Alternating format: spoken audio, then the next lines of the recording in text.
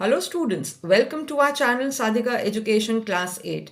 Students, आज exercise 14.3 का question number 5 हम करेंगे और क्वेश्चन नंबर 5 के सेकंड, थर्ड और फोर्थ पार्ट को समझेंगे। इस क्वेश्चन में हमें बोला है कि जो एक्सप्रेशन हमें दिया हुआ है उसको फैक्टराइज करना है और फिर हमें उसको डिवाइड करना है दूसरे एल्जेब्रिक एक्सप्रेशन के साथ। यानी कि हम इस एल्जेब्रिक एक्सप्रेशन को फैक्टराइज करेंगे और फिर इसके साथ हम उसको डिवाइड करेंगे। तो फैक्टराइज करने के लिए हम आइडेंटिटीज को यूज करते हैं, जैसे a plus B whole square, a minus B whole square. तो यहाँ पर अगर हम देखेंगे स्क्वायर तो हमें दिखाई दे रहा है इस क्वेश्चन में, ये ए स्क्वायर अगर हम इसको मान लें एम को, तो बी स्क्वायर यहाँ पे अगर हम इसको देखें तो ये 32 जो है किसी का भी परफेक्ट स्क्वायर नहीं है। तो दैट मीन्स हम यहाँ पर ए स्क्वायर प्लस बी स्क्वायर वाली आइडेंटिटी भी नहीं ले सकते और ना ही ए माइनस बी होल स्क्वायर वाली आइडेंटिटी ले सकते हैं। तो हमें इस जो मिडिल टर्म को है इसको ब्रेक करना पड़ेगा, यानी हमें आइडेंटिटी एक्स प्लस ए और एक्स प्लस बी वाली आइडेंटिटी को यूज करके इस क्वेश्चन को सॉल्व करना है। तो देखते हैं कैसे करना है। आपको अगर याद हो तो मैंने आपको इस तरीके से फैक्टराइज कैसे करते हैं पहले भी समझाया था क्वेश्चन नंबर 1 में। एक बार फिर से इन स्टेप्स को देख लेते हैं कि सबसे पहले हमें ऐसे दो नंबर्स फाइंड करने हैं जिनका प्रोडक्ट जो है कांस्टेंट टर्म हो, जो क्वेश्चन में दी हुई है कांस्टेंट टर्म, और जो सम है वो कोफिशिएंट हो एक्स का, यानी वेरिएबल का जो कोफिशिएंट है। क्या मतलब हुआ इसका कि कोई ऐसे दो नंबर्स हमने फाइंड करने हैं जिनको हम मल्टीप्लाई करें तो हमें मिले -32। यानी कोई दो नंबर्स जिनको प्रोडक्ट करने पर मिलता है -32 और सम कर दे उन्हीं दो नंबर्स का तो हमें मिले -14, यानी जो x का कोएफिशिएंट है, यानी m का यहाँ पर जो कोएफिशिएंट है। तो ऐसे कौन से दो नंबर्स हम फाइंड करें? तो सबसे बेस्ट तरीका है कि आप जो प्रोडक्ट होता है उसके फैक्टर्स निकालो। तो फैक्टर्स हम इसके यहाँ निकाल लेते हैं कि 32 कौन से टेबल में जाता है। सबसे पहले सबसे छोटे नंबर से ट्राई करेंगे, 2 से। 2 1 जा, 2 6 जा, 2 8 जा, 2 4 जा, 2 2 जा एंड 2 1 जा। तो इसको हम कर सकते हैं 2 और 2 2 4 2 8 एंड 16, यानी कि 2 16 जा ले सकते हैं, 8 2 और ये सारे के सारे ये 16 बन गया। या तो ये ले सकते हैं या हम ले सकते हैं ये 4 और फिर ये 8, 4 इंटू 8 कर सकते हैं। या हम कर सकते हैं ये पूरा का पूरा 32 को, अगर ये सारे ही हम ले लें तो ये हो गया 32 इंटू 1। तो ऐसे अब कौन से नंबर्स बन रहे हैं, इनका उल्टा भी एप्लीकेबल है। 2 इंटू 16 या 16 इंटू 2, 4 इंटू 8 या 8 इंटू 4, 32 इंटू 1 या 1 इंटू 32।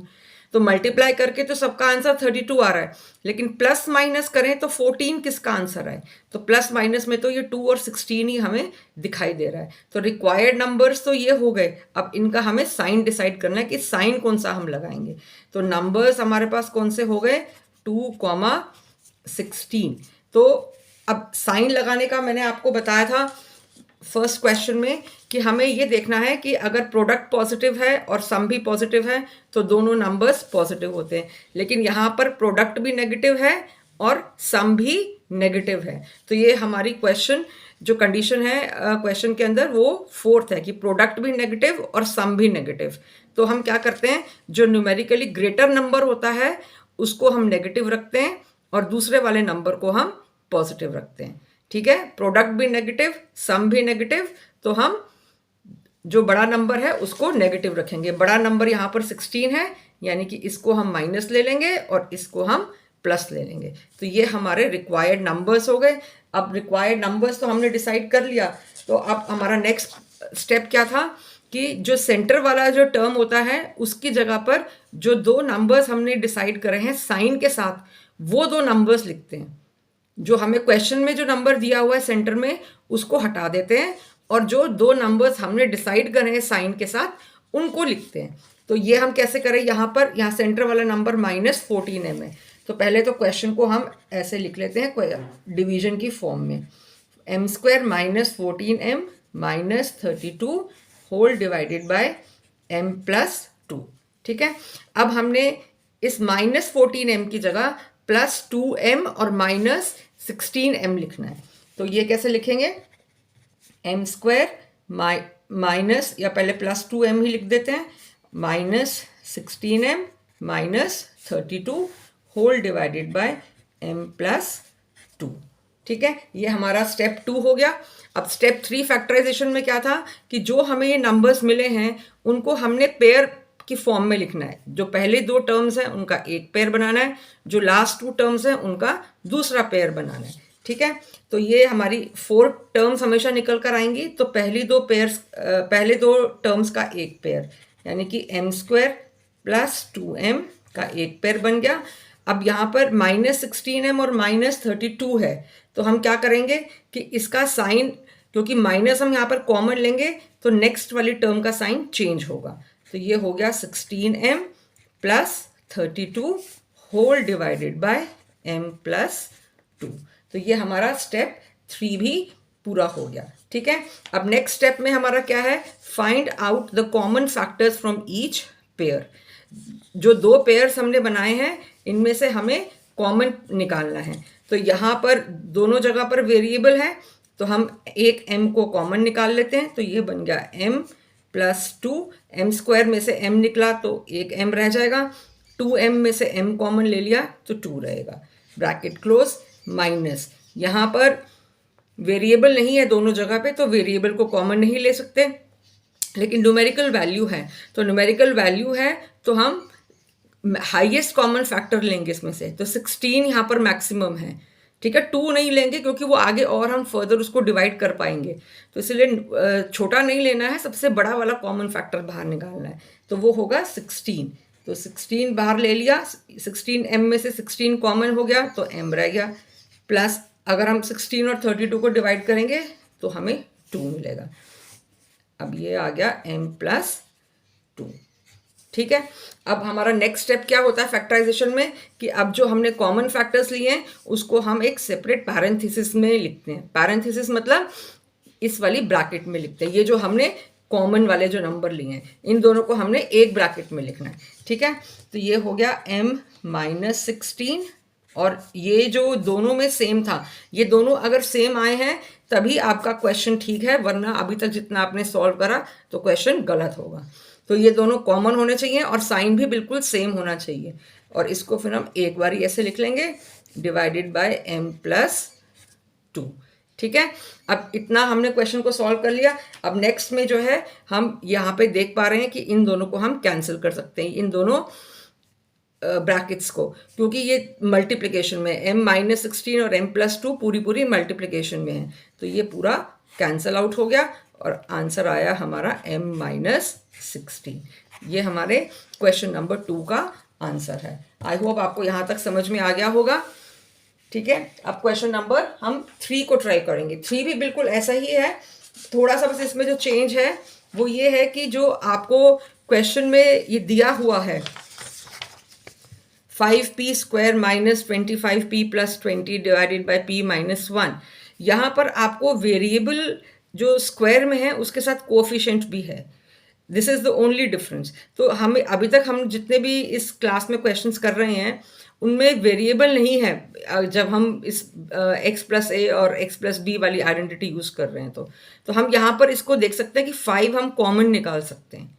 तो जब भी आपको इस तरीके से दिख रहा है कि आप कोई a+b और a+b होल स्क्वायर और a-b होल स्क्वायर वाली आइडेंटिटी को यूज़ नहीं कर पा रहे हो, तो आप फिर देखोगे कि क्या आप मिडिल टर्म स्प्लिट कर पा रहे हो। अगर मिडिल टर्म स्प्लिटिंग वाले में आप मेथड ले रहे हो सॉल्व करने के लिए, तो यहाँ पर कोएफिशिएंट को ज़रूर चेक करना पहले कि यहाँ पर जो p² या x² या y² जो भी वेरिएबल का स्क्वायर है उसके साथ कोई वेरिएबल तो नहीं है। अगर वेरिएबल है तो उसको आप कॉमन लोगे।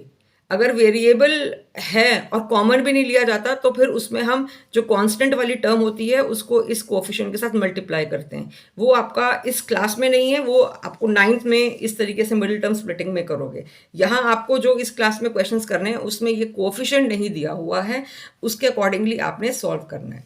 ठीक है, तो यहाँ पर हम p5 को कॉमन लेंगे। पहले हम क्वेश्चन को डिवीजन की फॉर्म में लिख लेते हैं सो दैट हमें लास्ट में कैंसिल करने में इजी होगा और समझ भी आ जाएगा। Whole divided by p - 1। ठीक है, अब हमने यहाँ पर p को कॉमन ले लिया तो ये आ गया p square minus 5p plus 20 whole divided by p minus 1। अब हम इसमें जो हमने क्वेश्चंस करे हैं इसके कि किस तरीके से हमने मिडिल टर्म स्प्लिटिंग करनी है, तो इसके स्टेप्स को फिर से एक बार ही देखेंगे कि जो दो नंबर्स हमने निकालने हैं उसमें प्रोडक्ट जो है वो उन दो नंबर्स का सेम होना चाहिए और जो कांस्टेंट नंबर है और जो सम है वो कोफिशिएंट के अकॉर्डिंगली होना चाहिए। तो प्रोडक्ट है हमारा यहाँ पर साइन के साथ +20 और सम है हमारा -5। ठीक है, तो अब हमने जो फैक्टर्स निकालेंगे वो 20 के निकालेंगे। बहुत इजी है, 2 10 2 5 5 1। ठीक है, तो अब हम इसको किस तरीके से करें, या तो हम कर दें 2 10 ये 2 और ये 10 हो गया, या हम कर दें 4 और 5। 4 और 5 को करेंगे तो क्या सम निकल रहा है 5, प्लस या माइनस करें तो इनको नहीं निकलेगा, ना ही इसको निकलेगा। तो कैसे निकलेगा इसमें नहीं, यहाँ पर ये गलती हो गई, इसको हम करेंगे ये 20 जब हमने यहाँ पर ये कॉमन लिया तो ये 5 4 बनेगा। ठीक है, तो हम यहाँ पर जो प्रोडक्ट है वो 4 आएगा, तो इसीलिए ये यहाँ पर इस तरीके से नहीं होगा। इसको हम यहाँ पर 4 जो है हमारा प्रोडक्ट है +4, तो 4 का हम लेंगे फैक्टराइजेशन। तो ये बहुत इजी है, 2 2 तो 2 2 4 होता है, और दोनों नंबर्स को अगर हम प्लस माइनस करें तो हमारा 5 आए, -5 आए। तो हम कैसे करेंगे, यानी कि इसको हम 4 × 1 ही ले लेते हैं, तो ये क्या आएगा 4 + 1 5 हो गया। तो रिक्वायर्ड नंबर्स हो गए 4 और 1। तो अब साइन कौन सा लगाएं, अब जो प्रोडक्ट है वो प्लस है और सम जो है वो माइनस है, यानी कि जो प्रोडक्ट है वो पॉजिटिव है और सम जो है वो नेगेटिव है। तो इस कंडीशन में क्या होगा, दोनों नंबर्स नेगेटिव होंगे। ठीक है, अगर आपने ये वाले कंडीशंस को पहले वाली वीडियो में नहीं नोट डाउन करा तो अब आप इसको नोट डाउन कर लो कि अगर प्रोडक्ट और सम दोनों पॉजिटिव होते हैं तो दोनों नंबर्स पॉजिटिव हम करते हैं। अगर एक पॉजिटिव है प्रोडक्ट और सम नेगेटिव है तो दोनों नंबर्स नेगेटिव हैं, और प्रोडक्ट अगर नेगेटिव है और सम पॉजिटिव है तो जो बड़ा नंबर है वो पॉजिटिव और छोटा नंबर जो है वो नेगेटिव होता है। वीडियो को पॉज करके आप इसको ज़रूर रूल्स को नोट डाउन कर लो, बहुत यूज़फुल रहेंगे आपके लिए। और जो प्रोडक्ट अगर नेगेटिव है और सम भी नेगेटिव है तो जो बड़ा नंबर है वो नेगेटिव होगा और छोटा नंबर जो है वो पॉजिटिव होगा। तो यहाँ पर हमारी जो कंडीशन है वो पॉजिटिव प्रोडक्ट और नेगेटिव की है, तो दोनों नंबर्स नेगेटिव।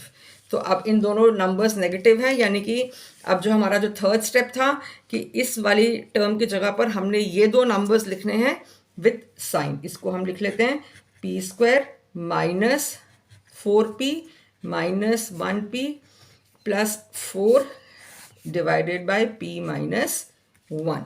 ठीक है, अब हम क्या करेंगे, नेक्स्ट स्टेप में हमारा क्या था कि हमें कॉमन लेना होता है। नेक्स्ट स्टेप हमारा जो फैक्टराइजेशन का था कि group the terms, first 2 terms को एक पेयर में और लास्ट 2 टर्म्स को दूसरी पेयर में। तो अब हम वो वाला स्टेप करते हैं, बड़ी ब्रैकेट ले लेंगे, p² -4p को एक ब्रैकेट में। अब यहाँ पर माइनस जब भी हम कॉमन लेंगे तो बिल्कुल अलर्ट हो जाना है, नेक्स्ट वाला नंबर जो है उसका साइन हमने चेंज करना है। तो ये बन गया p -4 on bracket close p -1। अब नेक्स्ट स्टेप में हमें क्या बताया था कि जो हमने ब्रैकेट्स बनाई हैं उनमें से हमें कॉमन फैक्टर निकालने हैं दोनों पेयर्स में से। तो कॉमन फैक्टर निकालते हैं अब इन दोनों पेयर्स में से। ये यहाँ पर वेरिएबल दोनों जगह पर है तो वेरिएबल ले लेंगे, यहाँ पर कोई नंबर नहीं है तो नंबर हम कोई कॉमन नहीं लेंगे। तो p -4 माइनस, अब p -4 में से कुछ भी नहीं निकल सकता, जहां कुछ भी कॉमन नहीं निकलता वहां 1 आप लिखेंगे, क्योंकि 1 तो है ही। अगर यहाँ पर हम इसको p की जगह पर हम लिख सकते हैं p × 1 और 4 की जगह लिख सकते हैं 4 × 1। तो अगर 1 मैंने यहाँ से दोनों जगह से ले लिया तो भी p और 4 ही रहेगा। ठीक है, तो इसलिए कुछ भी कभी भी कॉमन अगर निकालना हो और आपको कुछ नहीं दिख रहा है तो 1 आप वहां पर लेंगे, क्योंकि वो मल्टीप्लाई बाय 1 अगर होता तो वो सेम ही नंबर आएगा। तो इसलिए 1 कॉमन ले लिया, p -4 ही रह गया डिवाइडेड बाय p -1। ठीक है, अब ये दोनों जगह पर हमारा नंबर बिल्कुल सेम है, इसका मतलब यहाँ तक हमने जितना भी क्वेश्चन करा ये बिल्कुल ठीक है। अब इसको हम कॉमन लेंगे, ये हो गया 5p -1, ये जो दो नंबर्स जो हमने लिए थे और ये ठीक है, तो इसको एक बार ही लेके bracket close divided by p minus 1। अब बड़ी ब्रैकेट को यहाँ पर हम हटा देते हैं, तो ये बन गया 5 p minus 1 p minus 4 whole divided by p minus 1। तो अब p माइनस 1 और p माइनस 1 को हम कैंसिल कर देंगे और आंसर हमारा यहाँ पर आया p माइनस 4, 5 p माइनस 4। इस 5 को छोड़ेंगे नहीं, इसको एज इट इज़ यहाँ लिखेंगे। ठीक है, क्वेश्चन नंबर 3 भी आई होप आपको समझ में आ गया होगा। वीडियो को पॉज करके खुद साथ साथ ज़रूर सॉल्व करना, तो ही आपको कॉन्सेप्ट में क्लैरिटी आएगी। अब नेक्स्ट हमारा है पार्ट 4। फोर्थ पार्ट में भी हमें जो है यहाँ पर मिडिल टर्म स्प्लिट को करके ही करना पड़ेगा। दैट मीन्स x प्लस ए और x प्लस बी वाली आइडेंटिटी को यूज़ करना पड़ेगा, क्योंकि z का स्क्वायर तो हमें मिल रहा है, लेकिन 16 का भी 4 स्क्वायर यहाँ पर है, लेकिन 2ab 2 इंटू 4 8 होता है, तो 8 को हम नहीं यहाँ पर देख पा रहे हैं, इसलिए हम a प्लस बी और a माइनस बी वाली आइडेंटिटी यहाँ यूज़ नहीं कर सकते। ठीक है, तो पहले क्वेश्चन को हम डिवीजन की फॉर्म में लिख लेते हैं। 4yz, ये z मैंने इस तरीके से लिखा है, लेकिन बुक में z ऐसे है। ये 2 के साथ आपको कन्फ्यूजन ना हो, इसलिए मैंने z को इस तरीके से लिख लिया, लेकिन जब आप अपनी नोटबुक्स में सॉल्व करोगे तो z को ऐसे ही लिख लेना। 4yz bracket z square plus 6z minus 16 divided by 2yz plus 8।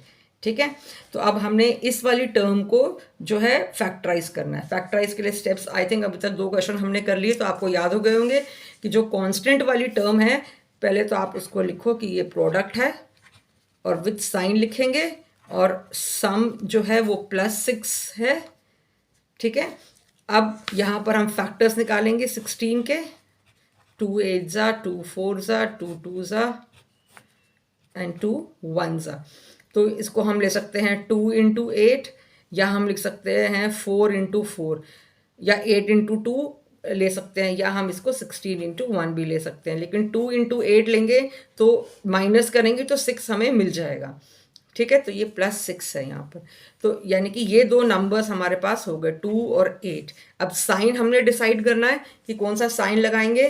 Product negative and sum positive, product negative and sum positive.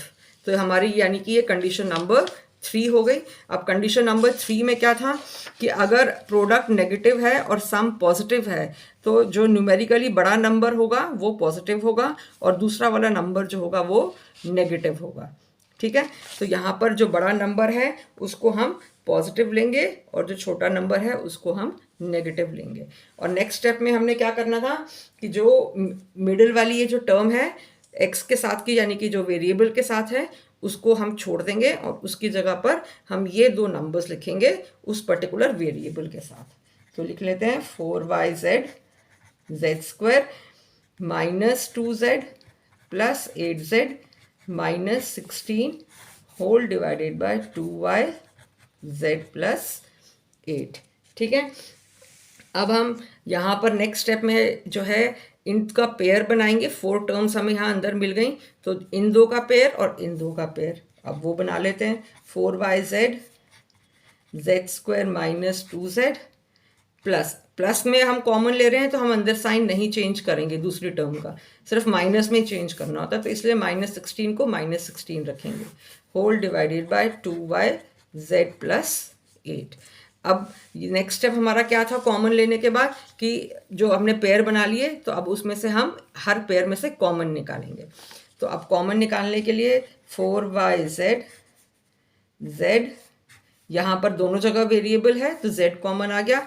2 z थे तो 1 z रह गया, 1 z था तो अब कोई भी z नहीं रहेगा, प्लस अब 8 और 16 ये दोनों वेरिएबल हैं, न्यूमेरिक वैल्यूज़ हैं, वेरिएबल सिर्फ एक ही है, तो हाईएस्ट नंबर 8 ही यहाँ से कॉमन निकल सकता है, तो 8 हो गया। अब z minus 2 bracket close 2yz plus 8। ठीक है, अब नेक्स्ट स्टेप में हमने इन दोनों नंबर्स को एक ब्रैकेट में लिखना है। ये हो गया 4yz z plus 8 z minus 2, ये दोनों सेम आए थे, दैट मीन्स हमने यहाँ तक जो क्वेश्चन सॉल्व करा वो बिल्कुल ठीक था। Divided by 2y z plus 8। अब y और y ये दोनों कैंसल आउट हो गए यहाँ पर। मैं आपको एक एक इसको दूसरे कलर से कर देती हूँ कि आपको दिखाई दे। y और y कैंसिल हो गया, 2 और 4, क्योंकि सब कुछ ये मल्टीप्लिकेशन में है इसलिए हम कैंसिल कर पा रहे हैं। अगर आपको थोड़ा सा इसमें वो लगता है तो इसको एक बार हम और बिल्कुल छोटा करके लिख लेते हैं कि ब्रैकेट्स हटा देते हैं। तो 4y z plus 8 z minus 2 divided by 2y z plus 8। अब आपको थोड़ा और समझ में आ जाएगा कि हम कैंसिल कैसे कर रहे हैं। तो y और y कैंसिल हो गया यहाँ पर, 2 1 और 2 2 कैंसिल हो गया, z प्लस 8 और z प्लस 8 भी कैंसिल हो गया। तो आपके पास बचा 2 और z माइनस 2। तो ये हमारा आंसर होगा 2z माइनस 2। ये आपका फोर्थ पार्ट भी इस तरीके से आपने सॉल्व करना है। आई होप कि आपको यहाँ तक क्वेश्चन जो है वो समझ में आ गया होगा। अब हम इसके साथ के मिलते जुलते क्वेश्चंस हमेशा की तरह और कर लेते हैं, सो दैट आपको कॉन्सेप्ट और ज़्यादा अच्छे से समझ में आ जाए। क्वेश्चन नंबर 1 के साथ भी मैंने आपको ऐसे क्वेश्चंस दिए थे, तो आप यहाँ पे भी उन्हीं क्वेश्चंस को ट्राई कर सकते हो, क्योंकि कॉन्सेप्ट बिल्कुल सेम ही है। मैं आपको दोबारा एक बार से इसको समझा देती हूँ कि ये आपको एक अलजेब्रिक एक्सप्रेशन दिया है, ये दूसरा दिया है, दोनों को आपको डिवीजन की फॉर्म में लिखा। फिर आपको 1 चाहिए यहाँ पर सम में, तो आपने डिवाइड अकॉर्डिंगली करके फैक्टर्स लेके ओपन कर लिया, कॉमन लिया, और फिर यहाँ पर इसको एज इट इज करके p-7 आंसर दिखा दिया। ये आपका मैंने आपको एक और सैम्पल के तौर पे क्वेश्चन दे दिया कि आप इसको प्रैक्टिस कर सको। और एक ये दूसरा क्वेश्चन भी है कि यहाँ पर जो है सम जो है वो नेगेटिव है और प्रोडक्ट जो है वो पॉजिटिव है। तो ऐसी कंडीशंस में आप क्या करोगे कि नंबर्स पे साइन कैसे डिसाइड करोगे कि अगर प्रोडक्ट पॉजिटिव है और सम नेगेटिव है तो दोनों नंबर्स क्या होते हैं, नेगेटिव होते हैं। ये वाले जो मैंने आपको जो रूल्स दिखा रही हूँ इनको आप प्लीज़ वीडियो को पॉज करके नोट डाउन ज़रूर कर लेना, क्योंकि हर क्वेश्चन में आपको जो साइन होगा वो अलग अलग ही दिखाई देगा। तो आप इसको यूज़ करके आप डिसाइड कर सकते हैं। अल्टीमेटली आपको याद होने चाहिए ये सारे के सारे कंडीशंस और ये रूल्स, क्योंकि आप जब आप क्वेश्चन बहुत सारे ऐसे सॉल्व कर रहे होगे तो बार बार आप इसको रेफर नहीं कर सकते चार्ट को, आपको याद होना चाहिए। ठीक है, तो इसी हिसाब से हमने यहाँ पर माइनस माइनस लगा लिया और अकॉर्डिंगली हमने यहाँ पर लिखा मिडिल टर्म की जगह पर कॉमन ले लिया। यहाँ पर x-4 सेम आया, तो ये बिल्कुल यहाँ पर हमने इसको यहाँ लिखकर कैंसिल करा और x-3 बच गया। और फाइनली आप हमेशा डिवीजन की फॉर्म में ऐसे लिख के क्वेश्चन को लास्ट में आंसर को ऐसे लिख के दिखाएंगे। आई होप वीडियो आपके लिए यूज़फुल रही होगी।